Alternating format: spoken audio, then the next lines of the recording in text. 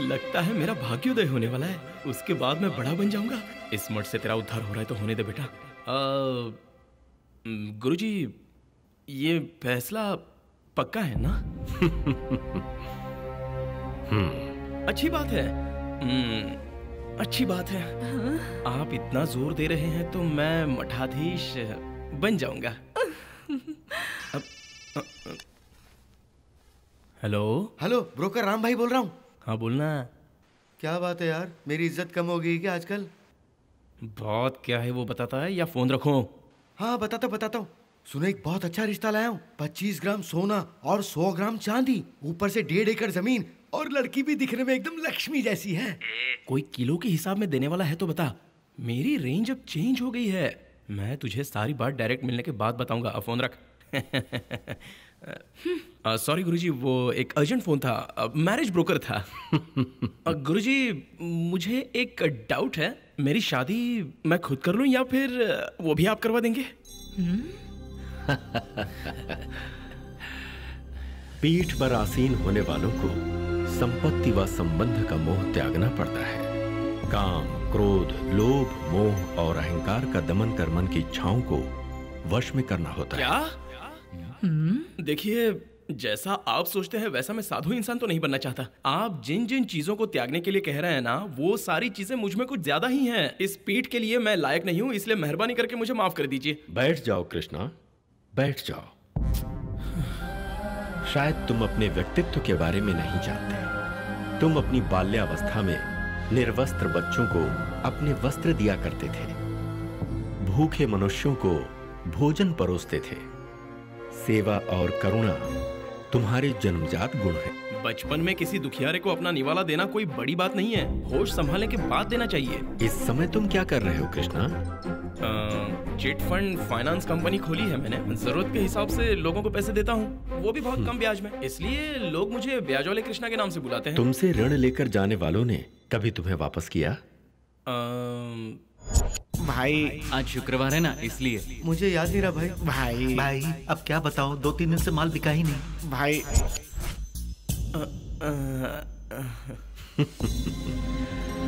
तुम अपने आप को पहचाने बिना ही अनावश्यक रूप से लोगों की सहायता कर रहे हो। कृष्णा, इस मठ में तुम्हारे माता पिता ने तुम्हारे जन्म से पहले बहुत प्रार्थनाएं की हैं, तब तुम्हारा जन्म हुआ। उन्होंने वचन दिया था कि यदि हमें पुत्र हुआ तो हम उसे इस मठ को सौंप देंगे। यहाँ ऐसा वचन पत्र है। प्रिय वत्स, अब वो समय आ गया है। मेरे अंदर गुरु बनने के कोई भी लक्षण नहीं है गुरुजी। आप सिर्फ हाँ कह दे बस, हम आपको तैयार कर देंगे। इस एक काम को छोड़कर कोई और काम है तो बताइए, क्योंकि ये काम मुझसे नहीं होने वाला।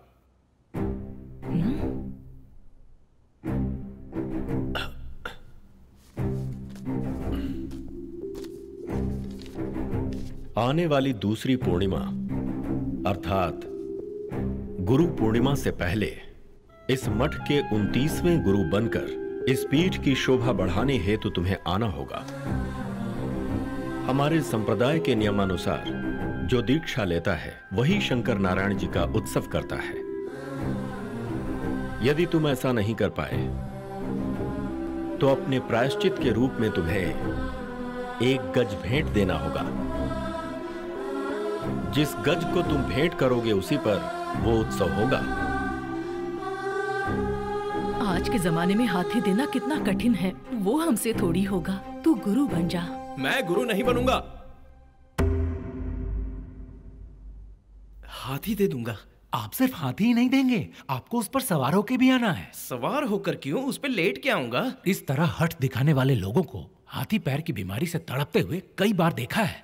ये बहुत पवित्र स्थान है, पत्थर दिल वालों के लिए जगह नहीं है यहाँ। देखो कृष्णा, इस मठ में वर मांगने वालों के कितने ही घरों में संतान उत्पन्न हुई है। उन्हीं बच्चों में से कितने ही बच्चे इस मठ में वेद शास्त्र का अध्ययन कर रहे हैं, परंतु उनमें से कोई भी इस पीठ के योग्य नहीं। संभवतः ये उन्हीं की इच्छा है जो तुम्हारे माता पिता ने ऐसा वचन पत्र हमें दिया। पुत्र, तुम गज केसरी योग में जन्मे हो और तुम ही मठाधीश के योग्य हो। फिर भी स्वामी बनने का मेरा दिल नहीं कर रहा है। 1 महीने के अंदर मैं इस मठ में हाथी लाकर दे दूंगा गुरुजी। तुम्हारा कल्याण हो।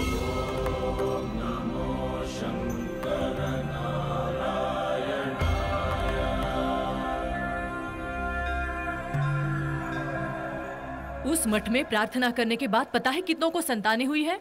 उसके बाद भी गुरुजी ने तुझे पसंद किया है। किस्मत वाला है तू।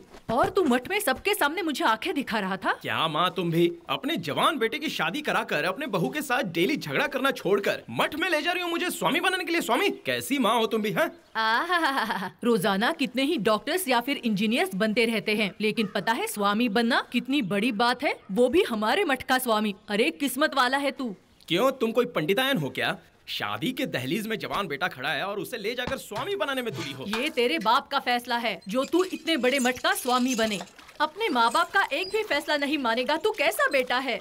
माना बच्चे पैदा करना माँ बाप का फैसला है, लेकिन बच्चों को क्या बनना है ये बच्चों की मर्जी है। ओहो, अब मेरे समझ में आया। मैं जो भी लड़की पसंद करूंगा उसमें तुम्हें कोई दोष दिखाई देगा, वो बीमार होगी या मोटी होगी, ये कहकर तुम कैंसर करवाकर मुझे स्वामी बनाना चाहती हो। मदर इंडिया, तुम सीरियल देखकर बड़ी हुई हो और मैं फिल्में देखकर पला बड़ा हूँ। मैं पूरी तरह जवान हो चुका हूँ। 2.5 घंटे में सारी कहानी को खत्म कर देता हूँ। दोबारा कभी मेरे सामने मठ या स्वामी का नाम लिया ना तो याद रखना, घर छोड़कर भाग जाऊंगा। उसके बाद मुझे ढूंढने के लिए 150 एपिसोड लगेंगे। जा, तेरा नाटक यहाँ नहीं चलेगा। तू सबसे छुपकर भाग सकता है, लेकिन भगवान से छुपकर नहीं जा सकता। कौन सा भगवान? और कहाँ रहता है वो? व्रत, त्योहार, एकादशी, द्वादशी कहकर तुम उसे सालों से ढूंढ रही हो, लेकिन वो तुम्हें आज तक देखने नहीं मिला। पहले तुम उसे ढूंढ लो, उसके बाद मुझे ढूंढना। इसके बीच में मैं शादी करके 2 बच्चों का बाप बन जाऊंगा। अरे बाप रे बाप, शादी करके बच्चे पैदा करने की बात कर रहा है। तू पैदा क्यों है? ऐसे नाटक करने के लिए इसे सन्यासी क्यों नहीं बनाया? इसे संतान का योग क्यों दिया? हे शंकर ना।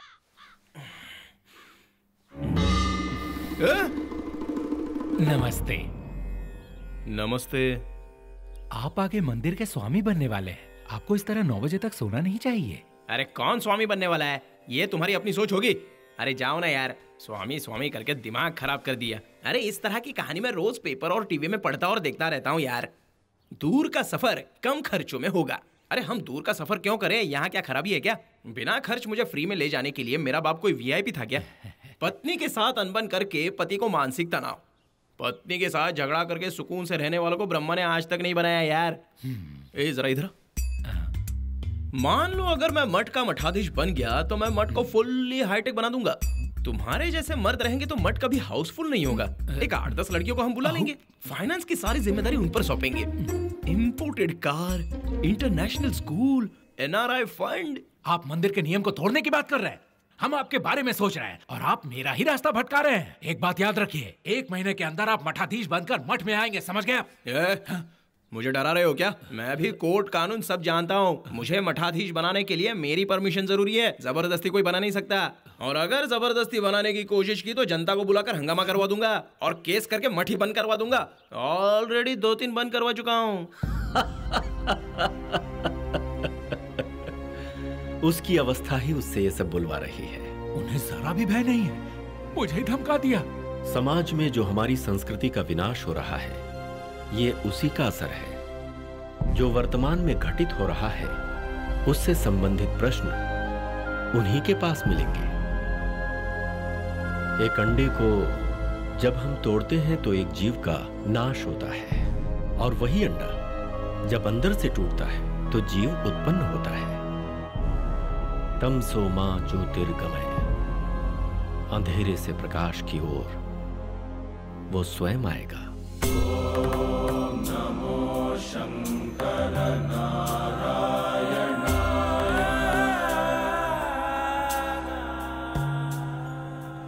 मठ के महापुरुष गुरुजी बनकर श्री श्री श्री कृष्ण नारायण तीर्थ स्वामी जी पीठ पर विराजमान हुए हैं।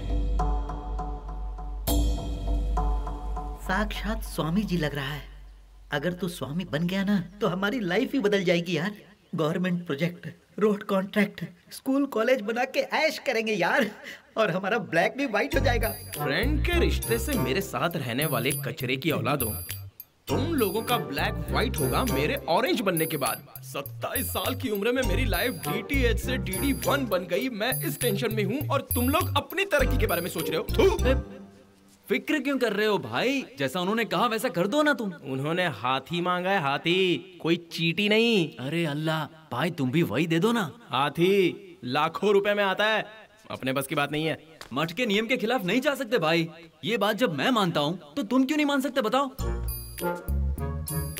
तू पता नहीं मेरे माँ बाप ने मुझे गजे केशरी योग में क्यों पैदा किया। तू मठ वालों से ना कहेगा तो प्रॉब्लम होगी। अगर मठ वाले तुझे नकार दें तो प्रॉब्लम सॉल्व हो जाएगी यार। वो कैसे? जो बदनाम हो जाता है उसे कोई स्वामी नहीं बनाता है।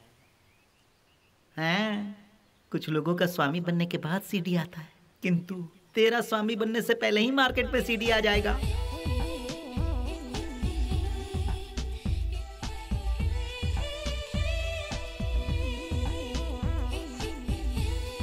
फेसबुक पर चैट करती हो? नहीं, पीने के लिए पानी मिलेगा? पानी क्या, विस्की भी मिल जाएगी। नहीं, वो सिर्फ मैं इलेक्शन के टाइम में पीता हूँ। वो क्यों? वो जरा ज्यादा जोश दिलवाता है ना। किस पार्टी को वोट देना है इस कंफ्यूजन में रहता हूँ। अब कंफ्यूज होने की कोई जरूरत नहीं, करेक्ट जगह पे वोट डालना। वैसे तुमने कितनी बार वोट डाला है? First time.